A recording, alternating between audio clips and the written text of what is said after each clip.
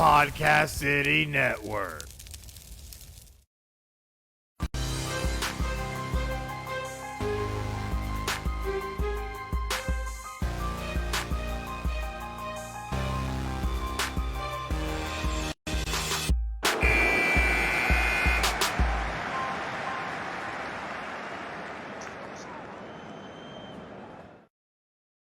Hey guys, and welcome to another exciting episode of Final Score, episode 118.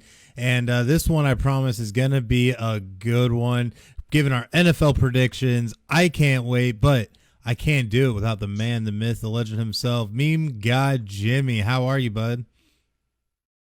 I am better than ever. Well, I'm on the show, so that's always a good time, too. Oh, yeah, I can't go wrong with that. And you definitely got to make sure to keep the good times rolling. You got to follow us on social media at PCN Final Score on Facebook, Twitter, YouTube, Twitch, and Instagram. Go like, follow, and subscribe to all of those channels and outlets. That way you can always get the latest and greatest from Final Score, including great stories, dope memes, and, of course, our live episodes every single week.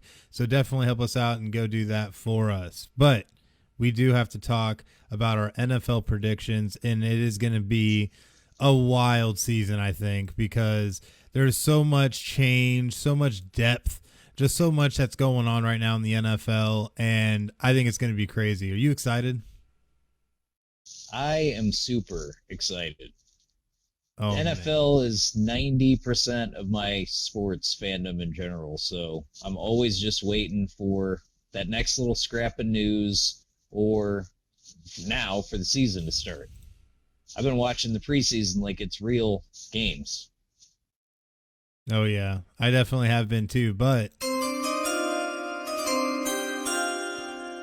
it's time to give them what we've promised, and that is our NFL predictions. We're going to be giving our division winners as well as the wild card teams we think that are going to end up qualifying for the playoffs and our MVP selection. So definitely make sure come back, check out this episode, and let us know how we do, I guess, in the future. Because it's going to be interesting to see how the season turns out. But we're going to start in the AFC with the AFC North, which is going to be an interesting division with the Ravens and the Browns and everything going on there. So who do you think is going to end up taking this division? I'm going to tentatively pick the Browns. Oh, snap. They started coming up last year the way I'd kind of been predicting the last couple years before that. They were a little slower than I thought, but they're a team. They're a real team now, so watch out. Oh, yeah. Now, obviously, this is one of those divisions that anybody could take this thing. Depends on which Steelers team shows up in any given week, and the Ravens are always contenders, so whoever stays healthy, but I think the Browns got that edge. Yeah, I have to agree. I think getting OBJ back from his injury and the way they say he's playing in training camp has been crazy and in the preseason. So Browns already looking good in the preseason as well. So I think the Browns are also going to win this division. And nothing against the Steelers, who I think are going to give them a run for their money. But I think the Browns right now are the most complete team in the AFC North. So hats off to the Browns. Let's see if they actually get it done. But looking at our next division, the AFC South, I think this is all for one team to lose, and that is the Titans, who's my pick to win this division. The Titans are loaded with Derrick Henry, bringing in Julio Jones to try and foster a passing game. The sky's the limit right now for this team. They return a complete defense, and even though Vrabel right now is out with COVID, I still think that this team is going to be able to make things happen. But who do you think is going to take this division, Jimmie? I agree with you. I think it's the Titans' division to win, and everybody's going to have to try to keep up with them. Now, how far can they get in the playoffs? We're not making those picks just yet, but I think they do have the best chance of getting that number one spot. Oh, yeah, definitely. And, when you get Derek 2K back, you can't count that out and what he brings to the team. So it's going to be interesting to see how it works out. He is a beast. Absolutely. Can he do it? How long can he carry that whole team? We'll find out this year because they're going to keep handing him the ball. you Oh, know, for sure. until his legs fall off. Yeah, pretty much. But I think that's why they bring in Julio Jones too. Right, but I mean, I think that's to keep that guy out of the box too, right? Mm-hmm. Like, no matter what wide receivers you get, you know you're going to hand your star player the ball. So I don't think it's going to look that much different. Like, they're going to have to throw in some rules because now their whole offense is on tape, but every team's going through that. Mm-hmm. So, absolutely. But yeah, those physical teams, they always have a place in the NFL. Absolutely, they do, and it's gonna be interesting how it works out. I think that with the kind of team they have, it's just they're I don't want to say unstoppable because no one's truly unstoppable. We don't see undefeated records happening every year, but it's just going to be, I think, an amazing show to watch what the Titans actually do this year, because I think this offense is going to become so much more explosive. The defense is nasty. It's the Titans' division to lose, but I still think the Titans are going to take it. But moving on to our AFC East, this one is going to be interesting just because this is another situation of it's this team's division to lose, and I think that's going to be the Bills. And the Bills have to be able to sustain what they were able to do last year and try and push themselves even a little bit further to be able to try and make a Super Bowl run. But given the wideouts they return with Stephon Diggs and Cole Beasley, they bring in Emmanuel Sanders. They have a really dynamic offense, and let's also not forget the backfield with Devin Singletary. It's a great team. So, and of course, the star-studded event himself, Josh Allen. So that offense is amazing. As long as the defense can keep up, sky is the limit for this team. So what do you think about the AFC East? I couldn't agree more. I think it's the Bills' place to win, come back even stronger. They haven't lost a lot of key components. They haven't gotten their entire coaching staff scalped out from under them by other teams. You see that a lot sometimes when teams start to find success. But I think they're going to be able to take the momentum that they've built and just run with it. I don't see them. I mean, if anything, they're going to be a better team this year than they were last year, at least on paper. Mm-hmm. So if they can stay healthy, I think the sky's the limit for these guys. It's scary how good they got. Yeah. They went from being a team with a defense that couldn't really score to a team with an offense that just gets them down the field. So, and the vestiges of that defense remain, right? It's not like it's a shootout every game. The Bills are a strong team. Yeah, they definitely are. They definitely are a strong team, top to bottom. But talking about one more division that we have in the AFC, that is the AFC West, your AFC West over there, Jimmie. Who do you think is going to be the strongest team here to come out and possibly win this division? Well, unfortunately, I have to say this into a mic, but I think it's going to be the Chiefs. Ooh. I don't see what they're doing stopping this year. As much as I want to believe that it's all going to fall apart magically, or that the lightning is going to escape the bottle for these guys, they're just so stacked. Like, there's just nothing, it's not the strongest division to begin with. They're going to get a few easy wins. Schedule's not crazy hard this year for them, especially considering what they've done the last couple seasons. So I'm pretty sure they've got it. I mean, it just looks like a lock unless, even if Mahomes were to go down, their skill players are just so strong, so fast. They have such a good scheme. They can do it all. Absolutely, they can. And when you look at the running game with Clyde Edwards-Helaire, as well as bringing back Tyreek Hill, this team is just loaded offensively, defensively. It's amazing. The only thing they really shuffle up is their offensive line. It will be a little bit different from past seasons, but it's Patrick Mahomes under center. So, that guy is just fire. And I think he's definitely going to be able to spur this team on to a AFC West title. So We'll definitely and see. they can get rid of the ball so fast. I mean, it's not all Mahomes dancing around, and that he can do that when he has to, but a lot of this offense just bam, the ball's out, bam, the ball's out, and they'll take what they can get. I mean, you're an Eagles guy. You know what Andy Reid's offense is like. Oh, yeah. There's a lot of, you hit the guy in stride 3 yards deep and just let his speed do the rest. So it's the perfect opportunity for a backup to come in and actually win games, even if the worst possible thing happens. And Mahomes is young, so the idea that he would be out for the entire season, it's pretty slim odds. The guy's probably going to play the majority of the season, if not all of it, and they're crazy. It pains me to say, but I mean, it's still their division at this point. And, it's funny you bring up the backups. Chad Henne's still there, and Chad Henne did play good in the time he's been able to see in Kansas City under Andy Reid. So this offense definitely is predicated to be able to have success. So we'll definitely see if they can keep that sustained and win the AFC West title.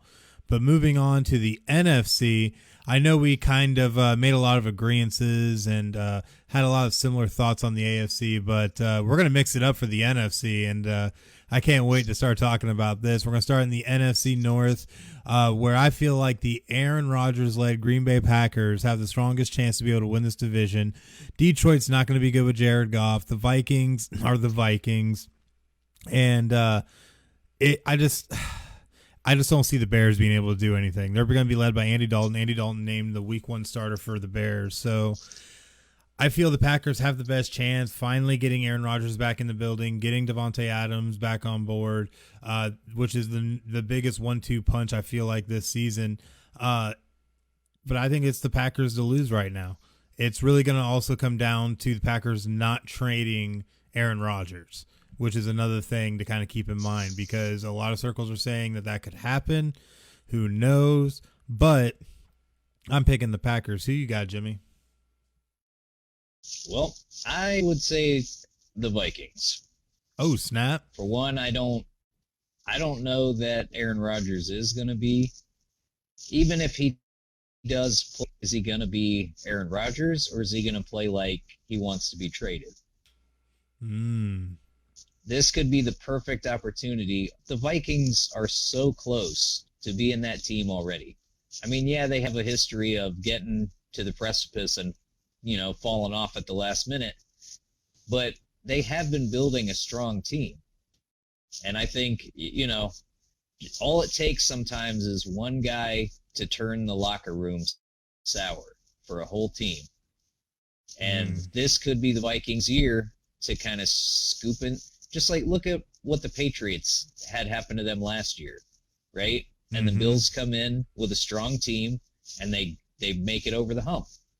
I think we're going to see a similar thing with the Vikings this year. They are a good football team, despite the mistakes, some of the last-minute heroics by their opposing teams. They are a strong football team, and if they can make that next step to the next level, they will beat out the rest of the teams in their division. That's what I'm saying right now. You heard it here first. Man. But they are who we thought they were. And that's, but man, that'd be interesting to see if the Vikings can pull that off. But we'll definitely see once we get into the season. Moving on though to the NFC South, this one we also did not see the same way on. This is gonna be good. I have a good feeling that we're gonna see Tom Brady and the Buccaneers be able to return to NFC South glory and take the NFC South title, possibly even making a push for the Super Bowl, dare I say. The Bucs return every single starter from last year's Super Bowl team and Antonio Brown. This team is stacked top to bottom, both sides of the ball. I just don't see a way that the Bucs lose this division. Also, Drew Brees retiring. The Falcons have fallen on hard times ever since they went to the Super Bowl, and the Carolina Panthers are Carolina Panthers. So the Bucs, it is their division to lose at the end of the day. But I think the Bucs are going to end up taking it. Who do you got, Jimmy? I'm going to go with the surprise pick, the Saints. Oh, snap. I think they're going to be good a lot faster than anybody expected. This is going to be the Brady replacing Bledsoe moment where the team just steps up and does it out of nowhere. I don't think the Patriots can do it. How many times has the same team won this division 2 years in a row in the last 30 years? The Patriots? Twice? I mean, it might as well be Patriots 2.0. Well, okay. Well, the South. How many times has a team won the South 2 years in a row? It's always up in the air, right? That's true. I mean, historically, the weight of history is on my side here. Somebody else is going to win this division this year. Brady is old.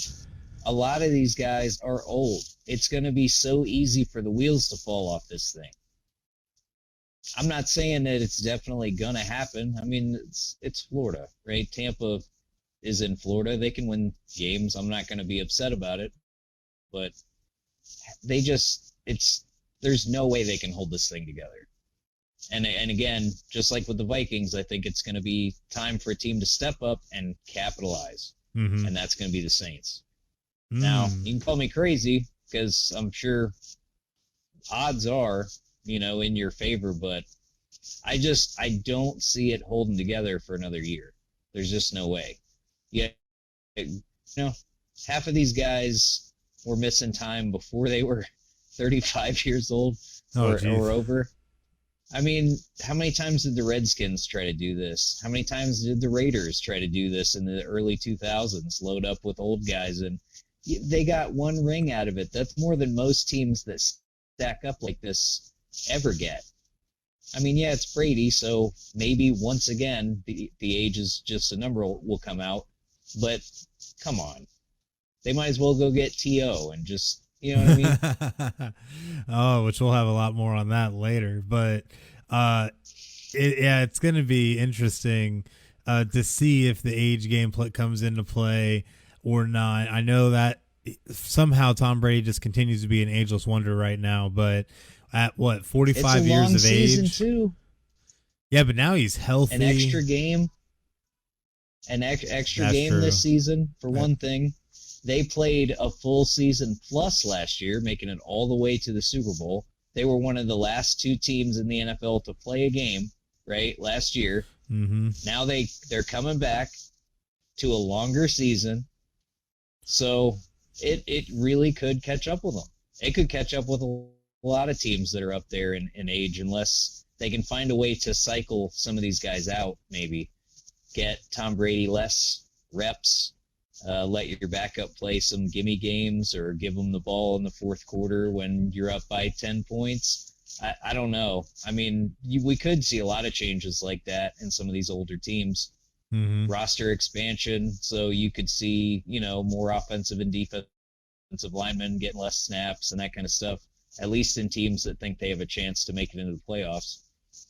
Yeah, that's true. We could see a lot of that, but it's just so hard for me to believe that the Saints with Jameis Winston, Taysom Hill, and Ian Book are going to be able to do much that's going to be able to challenge the Bucs, unless the wheels just fall off and injuries start happening. But how beautiful would it be though for Jameis to get that?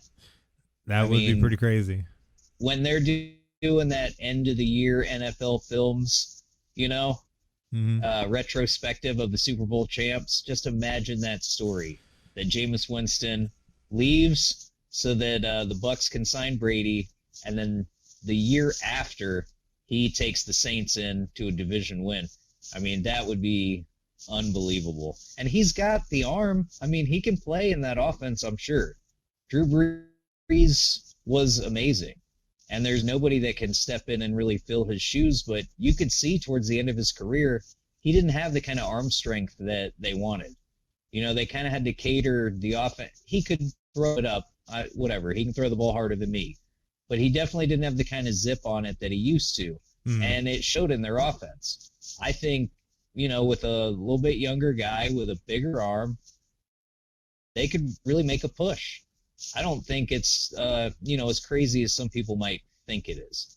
Right. Obviously, it could go bad, but he's had a full off season. Last year, a lot of teams, were just missing reps. Same reason I think the Patriots will do better with Cam Newton this year than they did last year. just a full off season to prepare, learn this. And well, obviously he's already familiar with the playbook, but I think they're going to surprise a lot of people. Definitely will be interesting, and we'll definitely see what happens once we get into the season. But looking at my division, the NFC East, yeah, a lot of bad teams in this division, admittedly, but flush drop. You got to do that flush drop. Oh, where is it? Got to bring her in.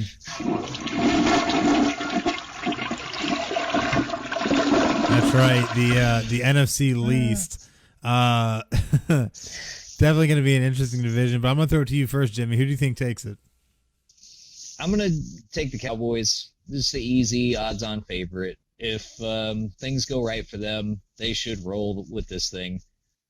I mean, Washington kind of has a team. New York has a team some weeks. The Eagles, I'm sure you can talk about them better than I can, but I think just with going with the odds, Cowboys are gonna get this one. Yeah, sadly, I don't want to see the Cowboys win it. I don't want to see the football team win it. I don't want to see the G-men win it.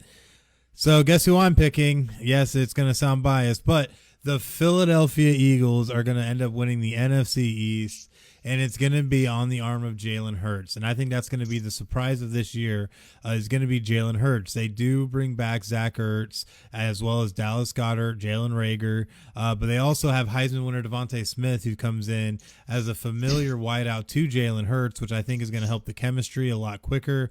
As long as the Eagles can stay healthy, which is going to be the biggest thing, then I think the Eagles have a really strong chance to take this. The Cowboys, I think, are going to be playing with an injured Dak this season. I don't think the football team are going to do much with Ryan Fitzpatrick, and the G-men have been having a lot of inner turmoil issues, and you have Daniel Jones. He's nothing too special. So I think Jalen Hurts has the ability to really step forward and put himself on a precipice like a Dak Prescott and be out there and able to make some plays for the Eagles to get them to the NFC East title.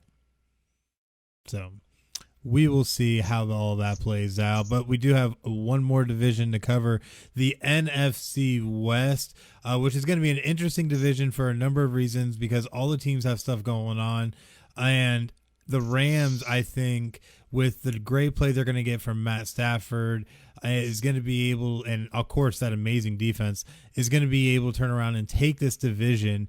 You look at the Rams and what they're able to offer. I think Matt Stafford actually being in a franchise that actually, cares and wants to put good players around him is going to be the difference maker for not only him but everybody on this team, including Cooper Kupp and Robert Woods, who I think both are going to have outstanding seasons. But a little under the radar pickup, Deshaun Jackson also now playing for the Rams. So it's going to be, I think, a really interesting offense. And of course, you can't forget the just star-studded amazing defense that they have, anchored by Aaron Donald. So I think this team's going to be able to blow through their schedule and be able to move on to the NFC West title. But who you got, Jimmy? I'm taking the Niners. Oh, snap. And I like these physical teams that can slow the game down and still score points, play defense. They're a lot like the Rams, but just not as high-powered, a little more physical in your face. It's another team that if they can just eke out a little bit more than what they got last season, I think they're going to walk through a lot of their opponents. I can't wait to see the 49, any of these divisional games, honestly. I don't think the Seahawks are going to be super strong, but it's hard to count them out, right? Any team, even Carolina or the Cardinals, right? Arizona, they have made some moves. They could come back looking pretty strong, but I think the Niners are going to take it. Oh, yeah, and it definitely is going to be interesting. And I think with 49ers also having the Trey Lance and Jimmy Garoppolo dilemma, not that it's a dilemma. I think eventually it's going to be Trey Lance. That guy has a arm on him, I tell you. I've been seeing him in the preseason. It's more like crazy. An embarrassment of riches. Yeah. You know? A lot of these quarterback controversies are when a team finds themselves in the crazy rare position of having two good quarterbacks. Because for most teams, it's hard enough to find one quarterback that you can win games with. Absolutely. But if they, like for this season at least, they're going to have two starters, which means you're set. If somebody gets hurt, kind of like with KC, right? The worst case scenario, you're still covered. And a lot of teams can't survive their quarterback going down for any length of time. Very true. This could be another one of those magic window type of situations, because even if the worst comes to pass, they'll be ready. And some of the biggest competition they have in their conference is in their own division. So I think their divisional record will echo their conference record.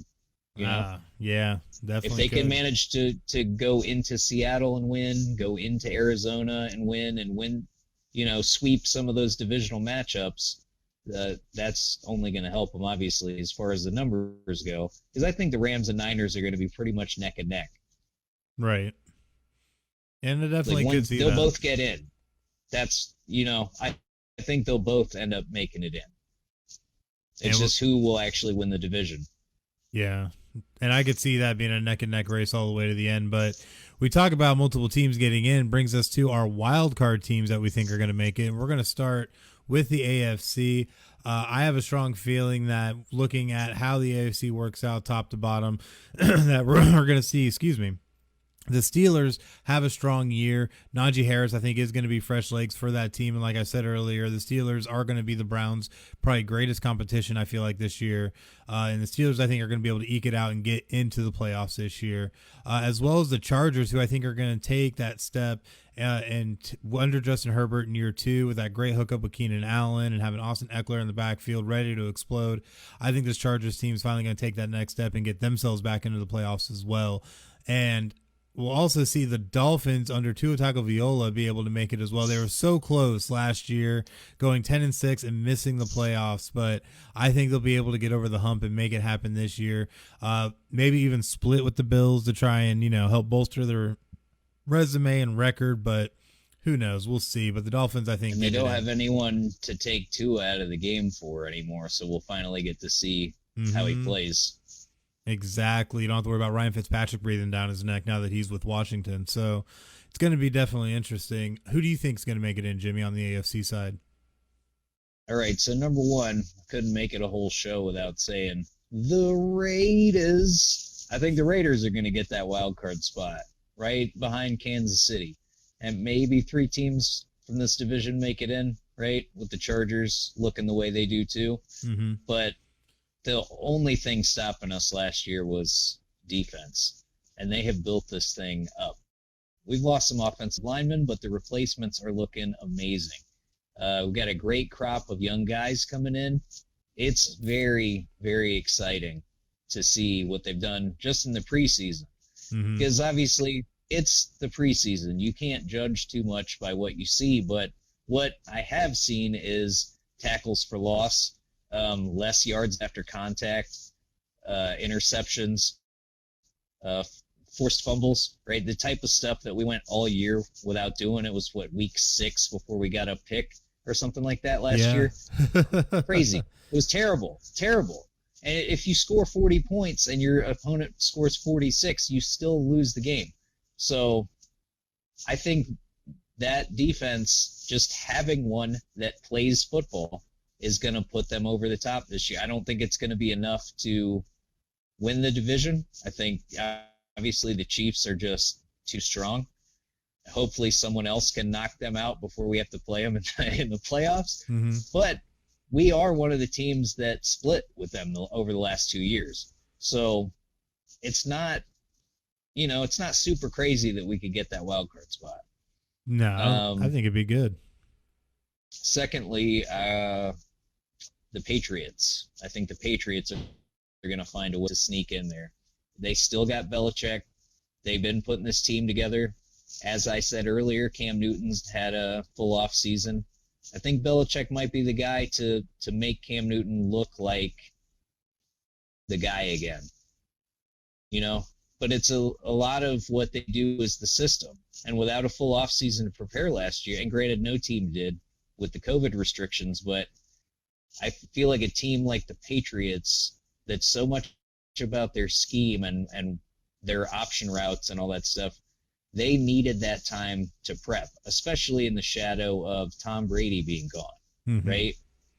I think we're going to see these guys go, you know what? If Brady can win a Super Bowl, surely this entire team, right, can come up and do something. he wasn't the only thing making us great. And Belichick's the master of that kind of behind-the-scenes manipulation, too. So I'm sure anything the media has said about the Patriots, anything they've said about Brady since he won the Super Bowl, the Patriots know about it. The guys in the locker room are hearing about it, and I think Belichick's going to whip these guys into shape, and we're going to see something, they're going to look like the Patriots again. Maybe not the way they did 3 years ago or whatever, but I think they're going to be close to that again and surprise a lot of people. And then lastly, the Colts. I'm just throwing out the craziest predictions imaginable. But I really think they can pull it off this year. This is madness! As a wild card team, again, their division strength of schedule is not crazy. And they're another one of these teams like the Browns a couple years ago that I thought, they have a lot of the pieces they need. They just need to be able to bring it together. And I think this is the year that they squeak one in there. Man, that'd be definitely interesting if that were to happen, especially with Carson Wentz under center. It definitely would be interesting to see that. But jumping to the NFC side, definitely going to be an interesting rundown here. I have a good feeling that with how the NFC West is going to turn out, that the Seahawks are going to be able to step up and be able to have a great season with Russell Wilson. Looking at the maturation of DK Metcalf as well as Tyler Lockett still being there, still a good offense, still a decent defense. The Seahawks extending Jamal Adams. So I think the Seahawks are going to be able to make a good push and get themselves into the wild card, along with their counterparts, the Cardinals, who I think are going to take another step forward under Kyler Murray, now bringing in J.J. Watt to help bolster that defense. And now we see DeAndre Hopkins become the true number one wide receiver for the Cardinals. I think this team's going to make some noise, and they're going to be able to get in the playoffs as well. But you sent in the whole division practically to the playoffs. You know what? Let's go send the 49ers. No, I was kidding. But no. The last team, though, we're going to put in is going to be the Saints. I feel like you just picked around my pick. It's like, you know what? The Niners, I see that. All the other three, that's my pick, which I can respect that. My history with picks is not great. You might as well just go against whatever I say. Well, I can't go completely against it because the Saints, I think, are also going to have a good enough year to be able to make it into the playoffs. I think Jameis Winston is going to be able to make noise as a starter, and having his corrective eye surgery now, step in and actually be a starter again and prove that he can do this. He'll still have Michael Thomas to throw to, as well as Alvin Kamara in the backfield. So a lot of things that are going good for this Saints team as long as they can keep the quarterback position going. And they still got Taysom Hill, who's just the most gadget player they have in the NFL. So definitely I think it would work out great for the Saints to get into the wild card. But who do you got on the NFC side, Jimmy? Well, the Packers, because obviously I picked Minnesota to win the division, but I don't think even with a fractured locker room or even no Aaron Rodgers that they're going to be keeping the Packers out of the playoffs completely. That would blow me away. So that right there, that's my first one. I think the Bucks are going to squeak it in there. I don't think the wheels are going to fall off till the end of the season. Let's put it that way, because of the age of the team. So basically, I think they're going to pad some wins early, and then they're going to fall off towards the end of the season and miss winning the division, but slide into the wild card spot. That's my prediction there. And then lastly, the Rams, because, if they don't win the division, they are getting in. I feel like I said, them and the Niners are going to be neck and neck. Whichever team doesn't win the division, the other one's getting that spot. To me, it's a no-brainer. They're both just such powerful teams. Unless you're Chris and you think that they're the fourth worst team in the division. But I digress. I think, honestly, all the teams that people would expect to win the division, I'm just saying they're not. They're going to get those wild card spots. Yeah, we'll definitely see what happens when the season gets underway, but we have one more prediction we're going to make today on the show, and that is the winner of the MVP award. Jimmy, who do you think is going to be the MVP of the NFL? Patrick Mahomes. Again, I don't know why we had to talk about any of this because I feel like I'm just praising the Chiefs too much, but it's just an easy pick. The guy's phenomenal. If you look at one singular player, right, that just boosts his entire team, it's Mahomes. A guy like Aaron Rodgers, yeah, he's great. Tom Brady, if he can manage to put a season together at his age, that's pretty amazing. But the impact of a guy like Mahomes, if he stays healthy all year, I feel like it's going to be another easy walk-off for him. It's just whether he can get the votes or not. Or if people have become acclimated to his level of success. Because I think Brady actually won less MVPs than he could have just because people expected the kind of seasons that we were getting out of him. You know? It was like, oh, you only set one record this year? Nah, we'll give it to somebody else, right? Because you just expect a guy like that to perform. So there might be a little Mahomes fatigue. He might have to really, really wow people to really get their attention this year. But I think just based on like the numbers and influence in the game, he's going to take it. And he definitely could. But my pick is going to be quarterback Josh Allen, last year's runner-up. After throwing 4,500 yards, 37 touchdowns, to 10 interceptions, he absolutely killed it with a 107.2 quarterback rating. So this guy was lights out, especially when he added Stephon Diggs to the lineup. It changed that whole offense around. So I am going to call on Josh Allen to win the MVP award, and I think Bills are going to have a pretty stellar season. And it's gonna be crazy. It's gonna be really crazy. But that is our NFL predictions, which means now that we are off the clock. So definitely some great stuff. Definitely make sure to check back with us to see if our predictions come true week to week with Final Score. It's gonna be some really great stuff, and definitely make sure to go smash those like, follow, and subscribe buttons just to sneak that in there. But you also need to make sure to go and check out all the great content platforms that you can find Final Score on, including Spotify, iHeartRadio, Apple Podcast, Amazon Music, Pandora, TuneIn, Stitcher, Podbean, Google Podcast, Player FM, Bullhorn, Castbox, and Listen Notes. And of course, all of our video playbacks are here on Facebook and on YouTube. Just go search keyword PCN Final Score, or go to podcastcity.net/Final Score, and you can check out all the great stuff that we have and hit the like, follow, and subscribe buttons. But that does bring us to our next topic, which is some NCAA news. The Big 12, Pac-12, and ACC are set to announce an alliance. Who knows what that means, but the news coming just days ago through backdoor sources that within the next 7 to 10 days that the Big 12, the Big 10, the Pac-12, and the ACC will be making an announcement. The substance of that agreement apparently still remains in flux, but that they are going to make an announcement in 7 to 10 days. So initial reaction to this news, Jimmy? It sounds huge. And yet it's so nebulous and bereft of details. Yeah. It almost just seems like a hype move. I saw that they're only talking about basketball and football with this, right? Yeah, as of right now. So I don't know if it's just a way to hype their off-season sports because they can't get people watching. They can get people clicking on articles. And I don't know what this is. Like, what even is an alliance? If you Google college sports alliances, nothing. There's nothing.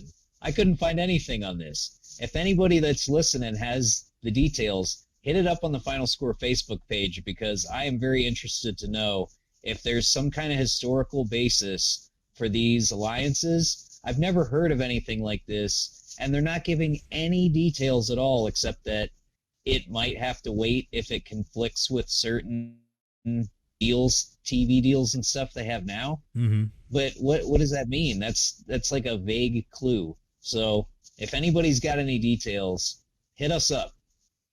Yeah, and it's definitely going to be interesting. I heard one athletic director saying, quote, "Is that about velocity governance for scheduling? It could be all those things or more." So there's so much that could come into it when it comes to how this all works out. And I don't know, man, this is going to be really, really crazy on a number of levels. So an alliance could mean any number of things, and we'll definitely bring you more once the announcement is made next week, hopefully on episode 119 of Final Score. So definitely make sure to check back with us, and we'll definitely have more. But definitely some crazy news, and it feels like the whole entire landscape of college football is changing right now. Who knows if it's for the better or for worse, but we'll definitely find out more. But you also need to make sure to check out all the great stuff that we have on the merch shop. As you can see, me and Jimmie both sporting the good old Final Score t-shirts tonight. Can't go wrong with that. So comfortable. Yeah, I can't go wrong with that, because at the PCN I shop, paid money for this. I don't make money to plug this merch. I paid full price for this, and I'll tell everybody listening, it's comfortable AF, son. I love these shirts. I've got, I don't know how many shirts. I got the Gators. They're amazing. Definitely are, man. Definitely appreciate you getting those things, man. Definitely our biggest supporter, probably you. At the PCN shop, though, we have what you need, whether it's a neck gaiter to protect you from COVID-19, a mug for your morning coffee, or a t-shirt just to look cool. We got you covered. Get the latest apparel and gear for your favorite podcast and Podcast City Network by visiting podcastcity.net/shop and checking out the lineup. Definitely a lot of great stuff going on. But talking about advertising, the NHL just went ahead and approved ads for the fronts of the jerseys starting in the 2022-2023 season. What do you think about that, Jimmie? I hate it. I hate ads. I hate advertising. It always creates a bad incentive. The more you do it, the more power corporations have over your franchise. Because then anything they don't like, they can threaten to take that money away. It's just another opportunity for bad things to happen. And for people that don't give a shit about hockey or the product in general to have a say in how it's run, and I don't like it. I don't like seeing it. I don't like seeing ads. I prefer at least like the Target ads that I get on Google, because it's shit that I might buy, right? I don't need to see Tampax commercials. I don't need to know that Cadillac has a new car out. Oh, there's a new Cadillac, that there's been one every year for the last 50 years. Great. I'll call you if I want to buy one. But no, it's everywhere. I'm sick of it. It's permeated everything, and I hate it. Yeah, it definitely is getting ridiculous. And it's not the players. You know what? If you told the players you can put a chair patch that's 3.5 inches by whatever, of your choice on your jersey, great. Or I love my mom, dad, kids, whatever, fine. Let them personalize the jersey some type of way. Don't just make it real estate for some corporation to have a say in your franchise. Yeah, definitely is a good point. And the ads that are going to be featured are 3 inch by 3.5 inches, which is larger than the NBA's 2.5 by 2.5 space. I always hate having advertising on jerseys. I feel like it takes away from the kits. And it just, I don't think it's a good look, really. I hate seeing the logo or these logos for these corporations on the NBA's jerseys already. Now I'm going to see it in hockey too. Like, come on now. And this is after they already allowed helmet advertising last season. Yeah.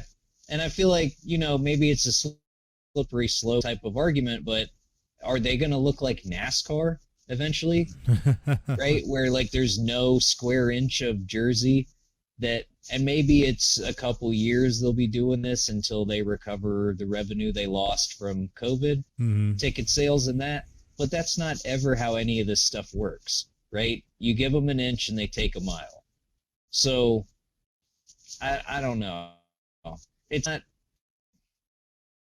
not even showing an ad where you can feature a product, right? When I see an ad on, say, Final Score, I get information about a product to go with it, and then I get to decide, do I want to buy that product or not, right? This is just some company's logo on a jersey. Who cares? And yet, for that little 3.5 by 3 inch rectangle, they will have some amount of say in how the team operates, what they're allowed to say. If it's a Disney or some kind of crap like, and then what they can't get in fights. on the ice because Disney doesn't like violence or something. Like, we see this crap all the time now.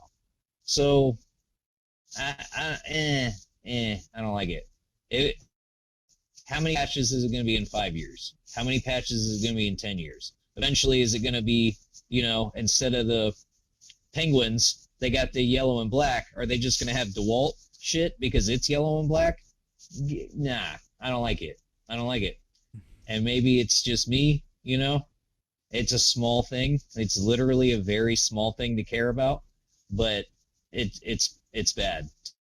To me, it's bad. Unless the players see the money, or, like in the NFL, I know they crack down on these guys all the time for having any kind of personal stuff on, and every once in a while they deign to let them put a charity on their cleats or something. But now Walmart's going to get a square on your jersey. Nah, get out of here with that. Yeah, it's not something I necessarily am on board for. I'm always about the purity of the uniform. You got to keep it to the look of the team. That's what represents the team, not these sponsors. The sponsors don't represent the team. Sponsors come and go. So at the end of the day, it doesn't make any sense to have it, but we're going to see it in the NHL, sadly, starting in the 2022-2023 season. So be prepared, fans. It's going to be happening. But and they do need the money. I get that. Yeah. Do you think they would have done this in any other year than a COVID type of setup, where if this Delta variant, let's say, gets as crazy as it could, the first version did, what if they have to start losing ticket money again? Like, I get that they might just be trying to watch out for keeping the league in some way going, right? And they do need the money. If people aren't watching and the stands, they do need a way that people can get eyes on the brand for money. But I don't know. Like, if it's still around in 3 years, I'll complain about it even louder then. Maybe for now, we'll just give them the benefit of the doubt and see what happens. Because like I said, it is a bit of a slippery slope to just say, well, how far could it go? That's not a good argument, but I don't want to see it get to that, and this is kind of what is going to break that dam. So hopefully they're discreet. I'll just put it that way. Yeah, hopefully, but we'll definitely see once we get there. But you also need to make sure to check out Podcast City Network and all the great stuff that we have going on over there, because FinalScore is a proud member of Podcast City Network, and there are 20 plus independent podcast members across all genres of podcasting.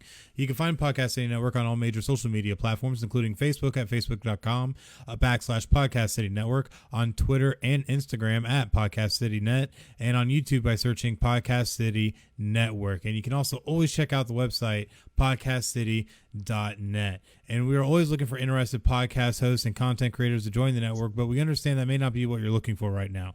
You may just need a new logo, an intro, outro video, music for your show, live stream hosting, voiceover work, or some one-on-one consulting. No matter the need, we have you covered. Just go to podcastcity.net/services and fill out the contact form for an estimate so we can help you reach your podcasting goals.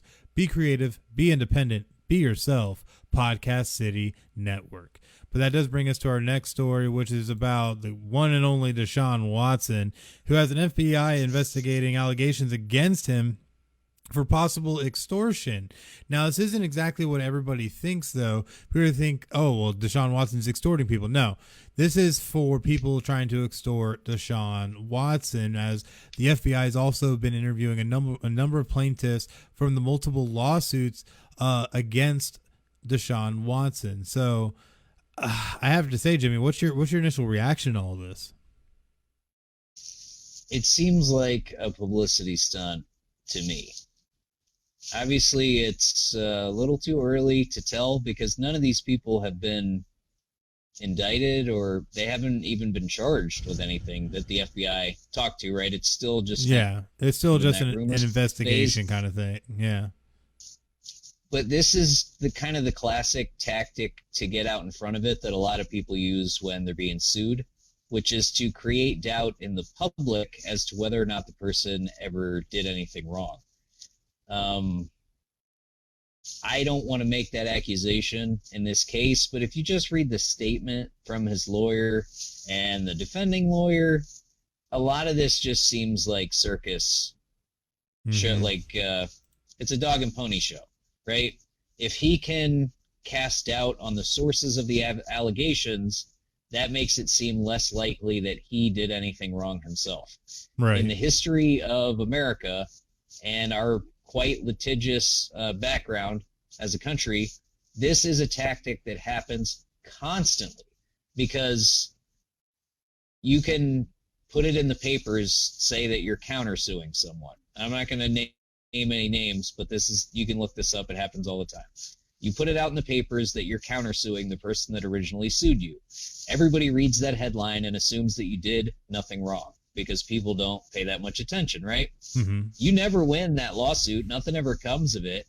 But what people remember is that you filed a countersuit for defamation or whatever it was. This reeks of that so hard because, again, none of these girls, ladies, females, whatever, none of them have faced any kind of even accusations from federal authorities yet.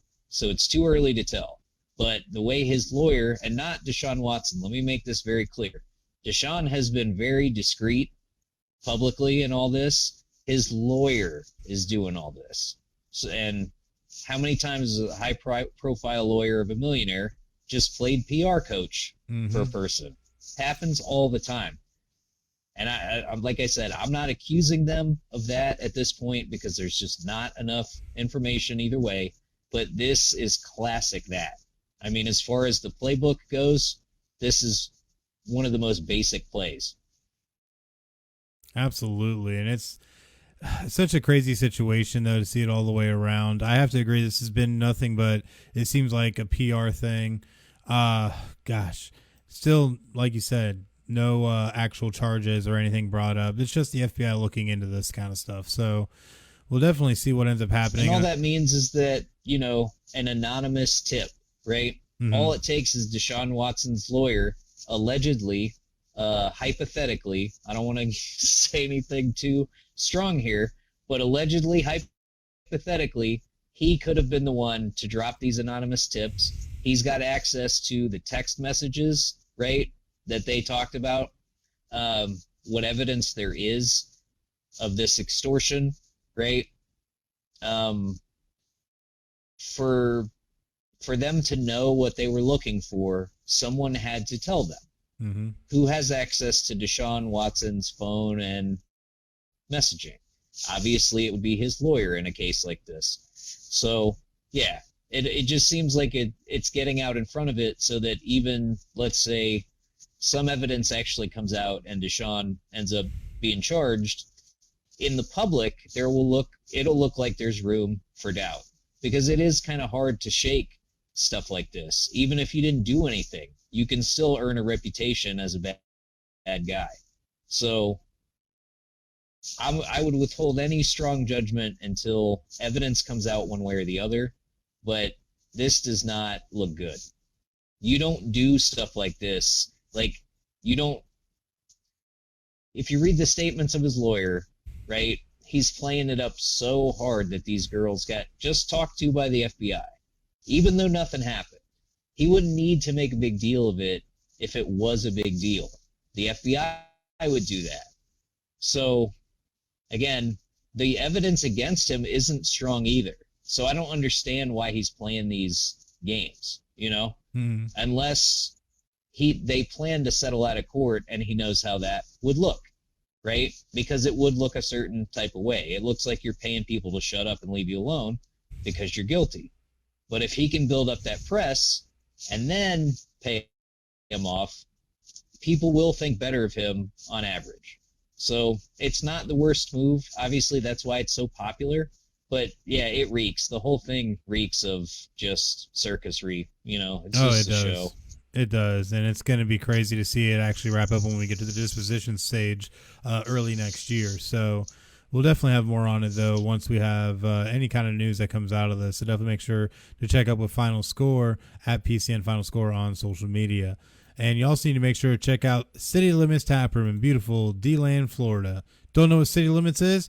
Well, then you need to go down to 2620 North Woodland Boulevard in beautiful DeLand, Florida, and check out all the great things they have going on down there with their 30-plus taps, all the beer and liquor that you could want, great food, great entertainment.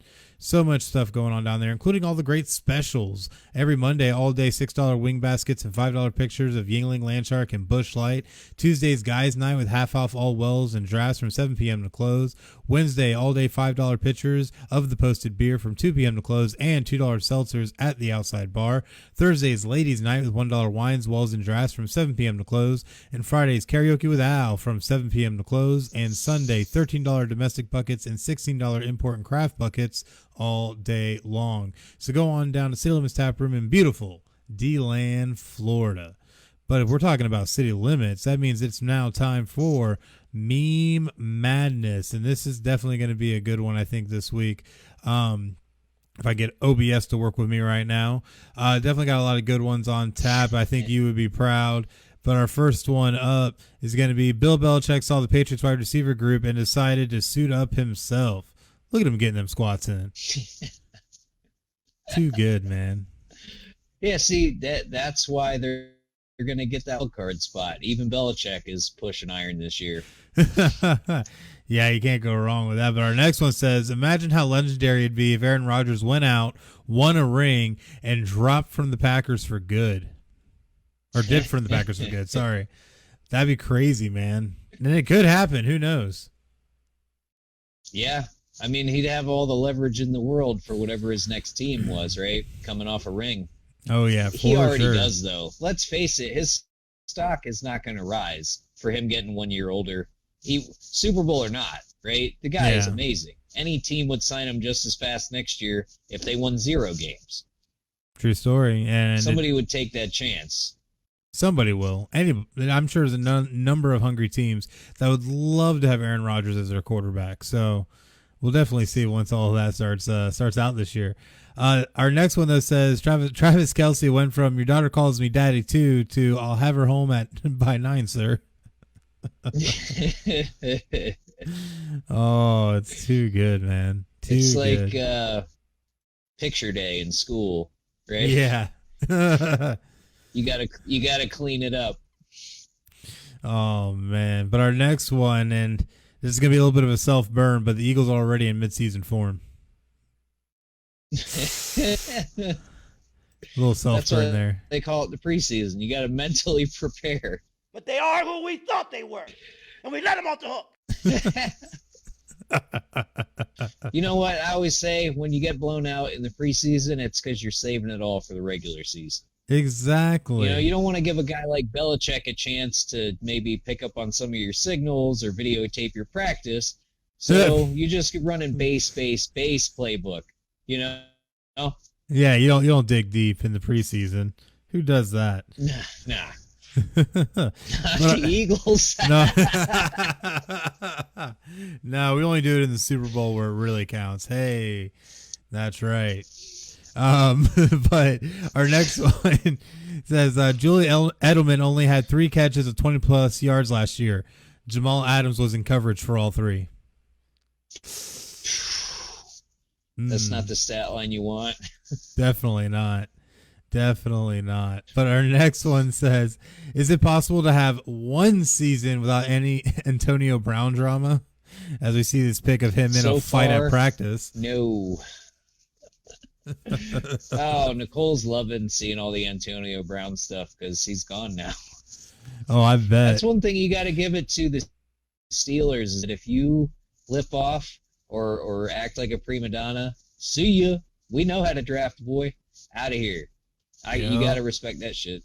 That is true. That is true. But our last meme of the evening says, I swear to God, if we have Tom Brady's son dominate the next 3 decades.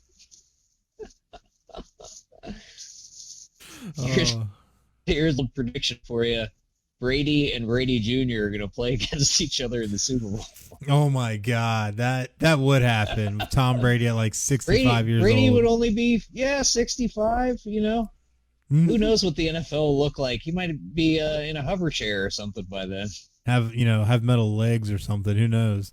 Well, they won't let you hit the quarterback at this point. Imagine what it's going to be like 20 years down the line. You can breathe on the guy. Yeah, for real, for real.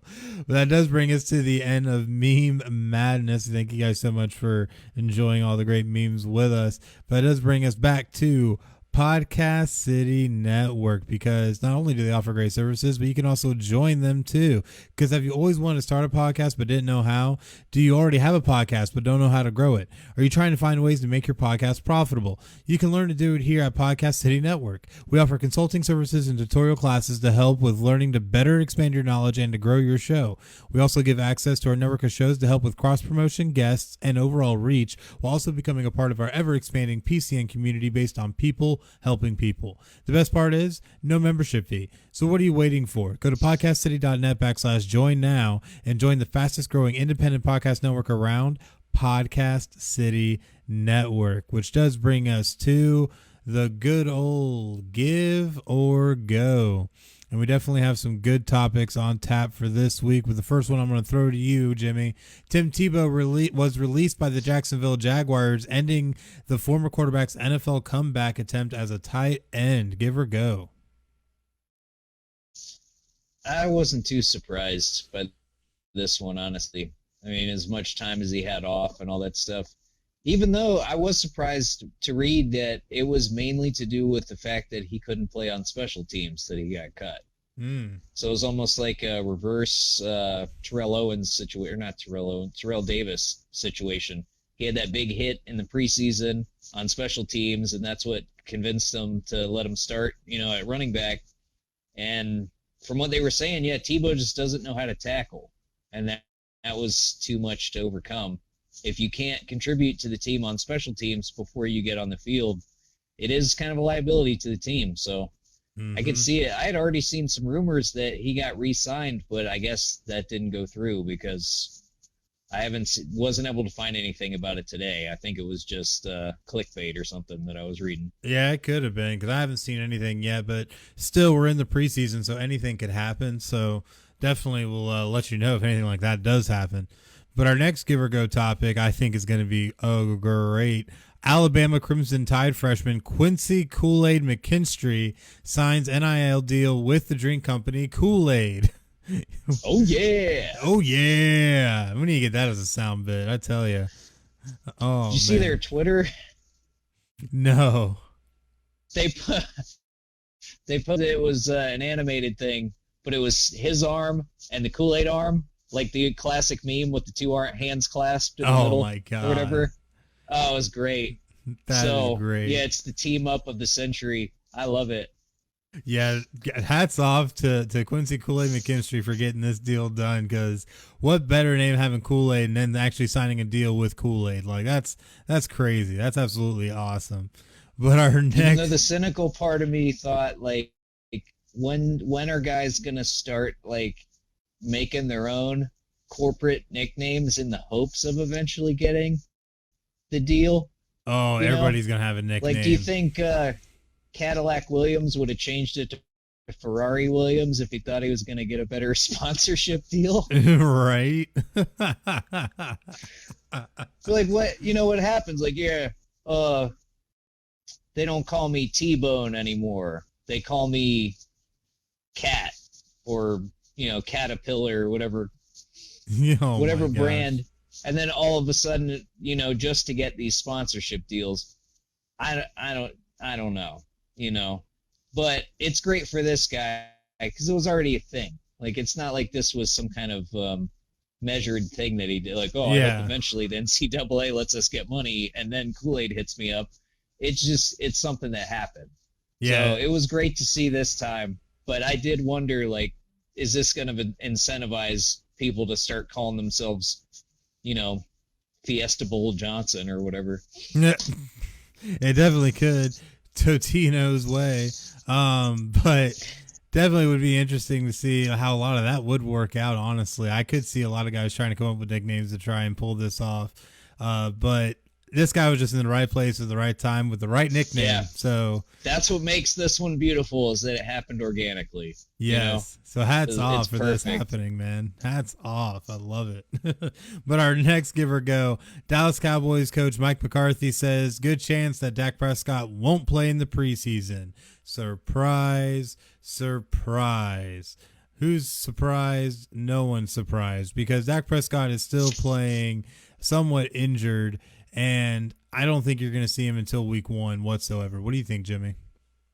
I was a little surprised just because McCarthy, like a couple weeks ago, he was saying how important it is to make sure that he gets reps in the preseason, and it's imperative that we get this guy reps, and he needs to play, and all.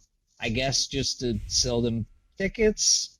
I don't know what, or maybe, situations change, obviously. Maybe once he got a little more reps in practice, he wasn't feeling as good, not feeling as up to it, and they decided to step it back after that. But it is strange to me. Maybe the guy didn't blatantly lie, but it seems like a lie when 2 weeks ago you're saying, oh, it's so important, and oh, no, it's no big deal, it's just a preseason. Well, we're going to let him rest. Well, which is it? Yeah. Obviously, if he can't play to the level that they want him to, that's one thing, and maybe that's not something you just come out and publicly say right before the season starts, But, come on, which is it? Yeah, it's a good point. That is a very good point. You can't be doubling back on things you say like that, so who really knows? And we'll definitely have more on it as we progress. But our last one is one I've been waiting to talk about all week long, and that is Terrell Owens is gunning for a comeback at 47 years old, claiming, I'm not washed up. Give or go. Bitch, you are washed up. Sorry to tell you. This alleged 4.240 that he ran that nobody knows about but him.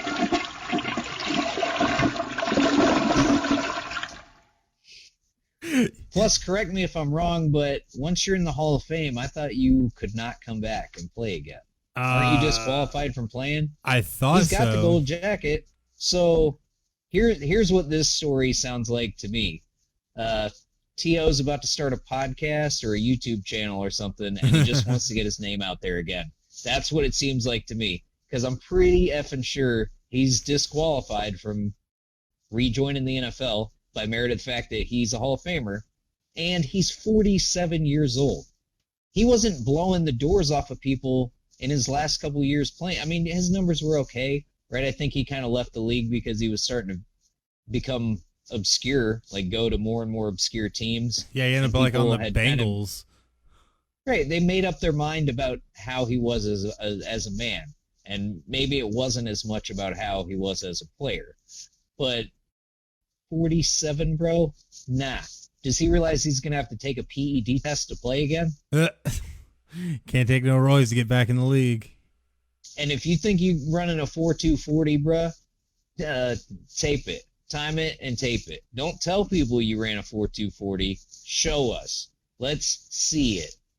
And he's saying, oh, I got interest from some team. Okay, sure. Let's see them. Let's see the text messages or whatever. No way. Does he even have an agent again? Did he hire an agent again? I haven't seen anything about that. Yeah, I haven't seen anything about an agent.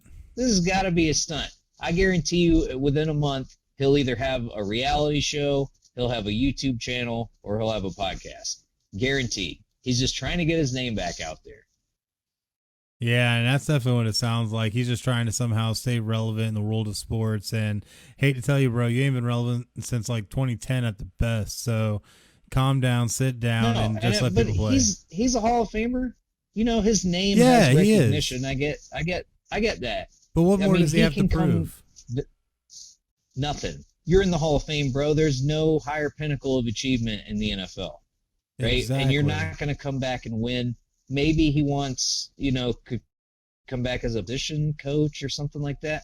I don't see him having the personality for that either, But who knows? He's 47. He's an older guy than we've ever seen him be, right? Everybody gets older and wiser, right? Mm-hmm. So maybe it is a different thing. But, dude, I would bet money. I would put money that he's just got something in the works and he's trying to put himself out there. That's a challenge to anybody that hears this. Hit me up, bro, because I guarantee you within a month he's got something going on. Well, I'll tell you right now, if he's starting a podcast, he needs to hit up Podcast City Network because they can help him grow it and make it epic. So just saying. That's right.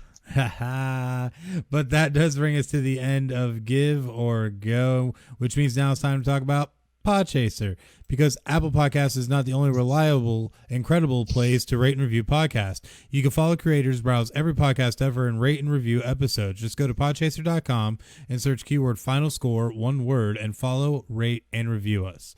Which brings us to the week ahead. We still have NFL preseason week 2 action going on right now with the 49ers and Chargers playing. San Francisco currently leading 15-10 in possession of the ball with 10 minutes left in the fourth. So anything really could happen with this game. But preseason week 3. Yeah, we came back from behind and beat them too. Yeah, definitely could. Last week. Oh, yeah. So we'll see what happens. So for sure.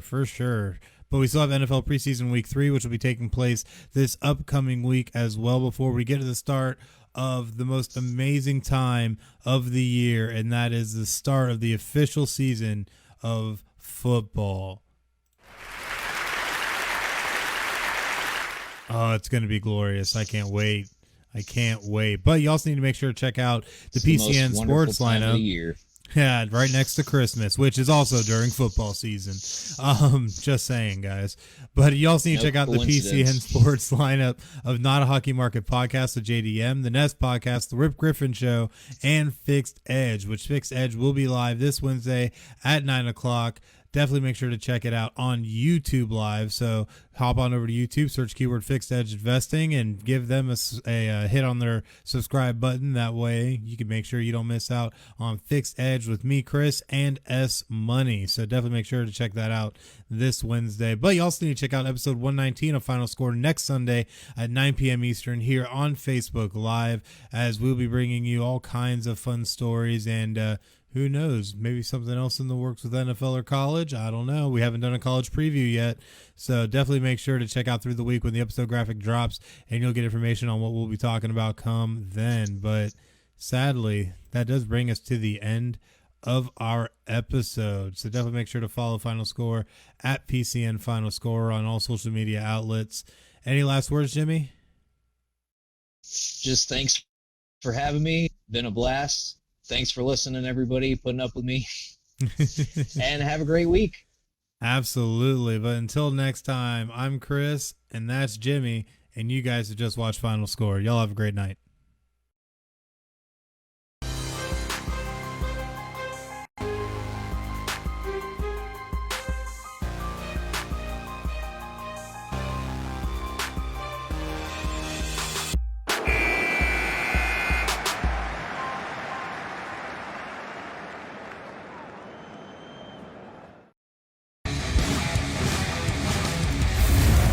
Podcast City Network.